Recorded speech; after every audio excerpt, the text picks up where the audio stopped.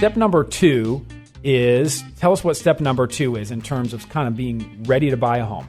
Yeah, when it comes to step 2, down payment, the down payment is actually very, very important, the source of it, where it's coming from, That's right? But let's talk about some of the things that we've identified as sources of down payment. What's the number one thing that we see a lot in our industry?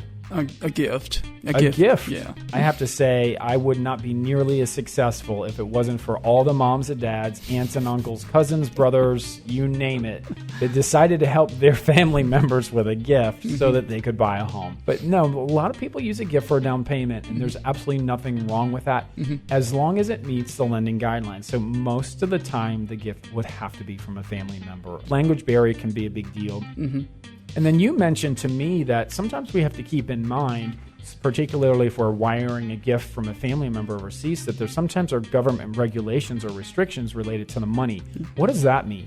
Well, yeah, from people, money wiring from China in particular, they sometimes have restrictions on, who how much you can wire out at a certain period of time, and, to whom you can wire the money to. So, before doing all that, a little bit of planning needs to be done so that, you do not get caught by surprise when in fact you have the money, but you can't get it in on time to close a transaction. Yeah, and that can happen. I mean, I have a lot of clients who are pulling money from their 401k for a down payment, which is extremely popular and allowable. And they wait till 2 days before they close to move the money because they just never got around to it. Next thing that we know, the bank that they're moving the money into says, well, there's a 5-day wait window until the money is available, right?